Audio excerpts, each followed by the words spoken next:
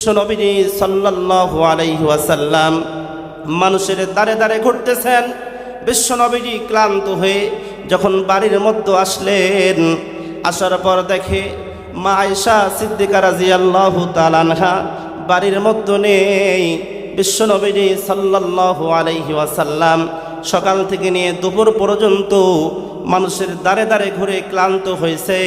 আমি আপনি যদি সকাল থেকে নিয়ে দুপুর পর্যন্ত জমিনের মধ্যে কাজ করি, যে কোনো কাজ করি না কেন, শরীর ক্লান্ত শরীর নিয়ে যদি বাড়ির মধ্যে আসি, আসার পর যদি দেখি রহিমার মা বাড়িতে নাই, হাতের কাছে লাঠি হোক অথবা যেটাই হোক না কেন হাতের মধ্যে নিয়ে পুরা পাড়া আমরা তালাশ করি। কথা বলেন ঠিক কিনা? মুসলমান ভাইরা রে আমার, এখান থেকে আমাদের জন্য শিক্ষা হলো, সকাল থেকে নিয়ে দুপুর পর্যন্ত আমি জমিতে কাজ করেছি। কাজ করার পর যখন বাড়ির মধ্যে আমি আপনি আসব, আসার পর যদি দেখি আমাদের স্ত্রী বাড়ির মধ্যে নাই, বিশ্বনবীজি সাল্লাল্লাহু আলাইহি ওয়াসাল্লাম কি আদর্শ শিক্ষা দিয়েছেন রে মুসলমান। সকাল থেকে নিয়ে দুপুর পর্যন্ত নবী আমার মানুষের দ্বারে দ্বারে ঘুরলেন, কিন্তু বাড়ির মধ্যে এসে দেখেন হযরতে আয়েশা সিদ্দিকা রাদিয়াল্লাহু তাআলা আনহা নেই।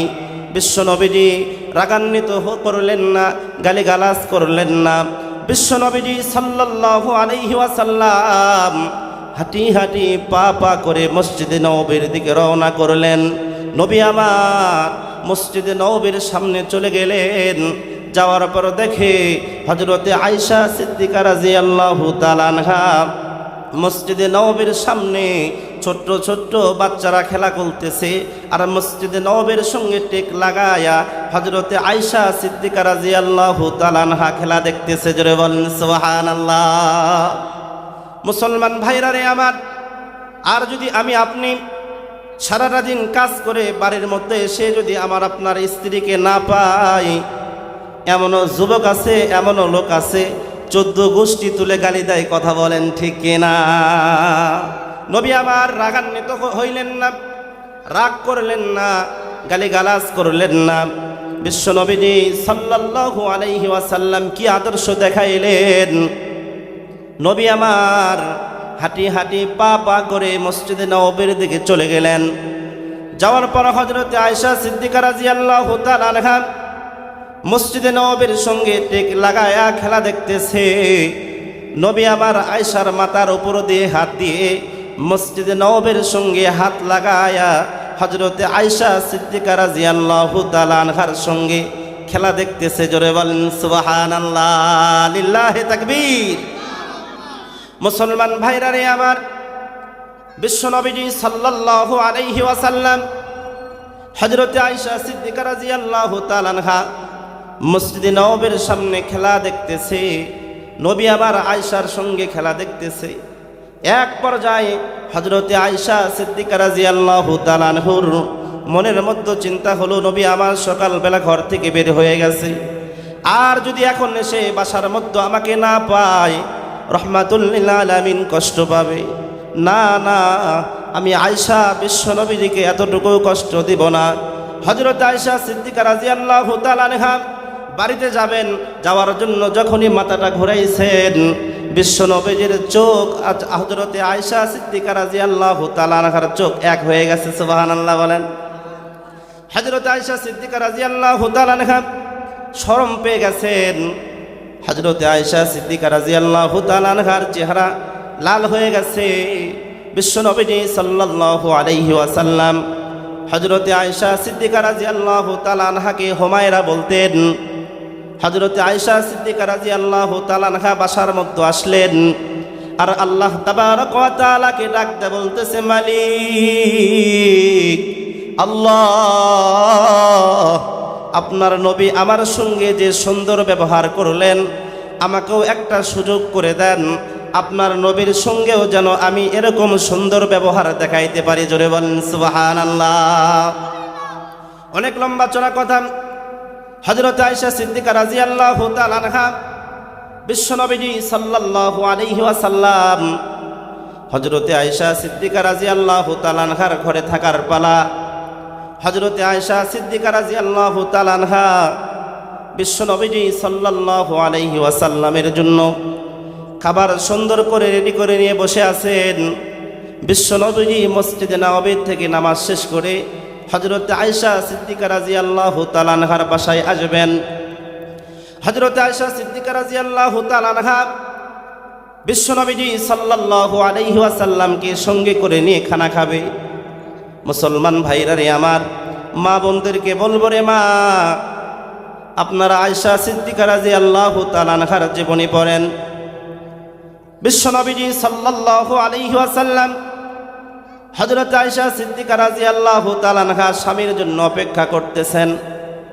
রে সোনাতলার মুসলমান, আমি আপনি যদি সোনাতলা থেকে বাজার করে নিয়ে বাড়িতে আসতে যদি দেরি হয়, আর আমার আপনার বাড়ির মধ্যে যে মহিলারা রয়েছে যদি সিরিয়াল দেখা শুরু করে দেয়, আর যদি আপনি ডাক দেয় বলেন, রে রহিমার মা, আমি বড় ক্লান্ত হয়ে গেছি, আমাকে একটু খাবার দাও।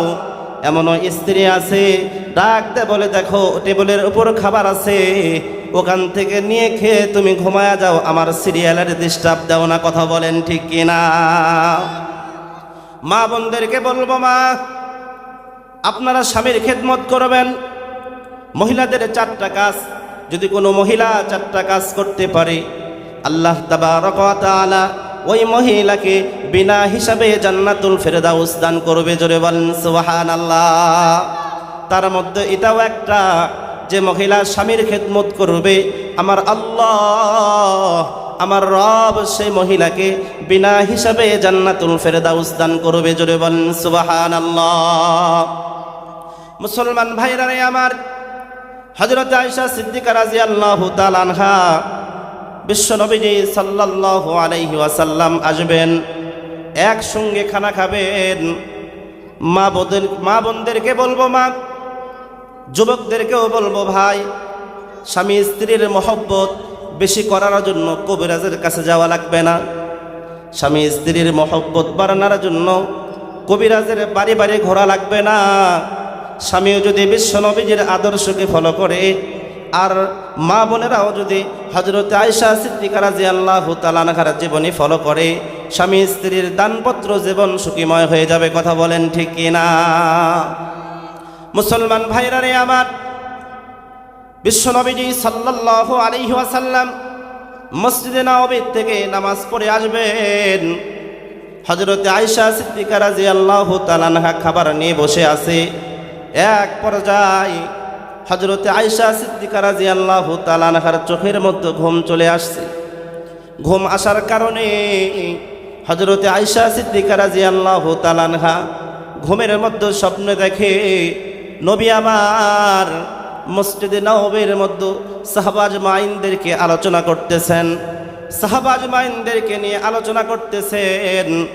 এমন সময় মসজিদে নববীর ছাদের উপরে আকাশে কোনো মেঘমালা ছিল না। আস্তে আস্তে মেঘমালা জমা হওয়া শুরু হইল। হযরতে আয়েশা সিদ্দিকা রাদিয়াল্লাহু তাআলা আনহা নজর করে দেখে, মেঘমালা জমা হইতে হইতে এক পর্যায়ে ওই মেঘমালা থেকে বৃষ্টি বর্ষণ হইতেছে। হযরতে আয়েশা সিদ্দিকা রাদিয়াল্লাহু তাআলা আনহার ঘুম ভেঙে গেল।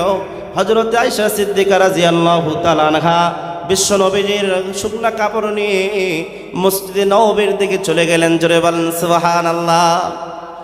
বিশ্বনবীজি সাল্লাল্লাহু আলাইহি ওয়াসাল্লাম সাহাবা আজমাইনদেরকে নিয়ে আলোচনা করতেছেন। হযরতে আয়েশা সিদ্দিকা রাদিয়াল্লাহু তাআলা আনহা বাবুন নবী নামে একটা দরজা আছে, যে দরজা দিয়ে বিশ্বনবীজি সাল্লাল্লাহু আলাইহি ওয়াসাল্লাম মসজিদে নববীর মধ্যে প্রবেশ করতেন। বাবুন নবী দরজার পাশে হযরতে আয়েশা সিদ্দিকা রাদিয়াল্লাহু তাআলা আনহা দাঁড়ায় আছে। বিশ্বনবীজি সাল্লাল্লাহু আলাইহি ওয়াসাল্লাম সাহাবাদেরকে নিয়ে আলোচনা শেষ করলেন। এক পর্যায়ে যখন বাবুন নবী দরজা দিয়ে বিশ্বনবীজি বের হবেন, নজর করে দেখে হযরতে আয়েশা সিদ্দিকা রাদিয়াল্লাহু তাআলা আনহা বিশ্বনবীজির কাপড় নিয়ে দাঁড়ায় আছে। জোরে বলেন সুবহানাল্লাহ। বিশ্বনবীজি সাল্লাল্লাহু আলাইহি ওয়াসাল্লাম ডাক দেয়া বলতেছেন, রে আয়েশা, এত রাত্রিতে তুমি আমার কাপড় কেন নিয়ে আসছো?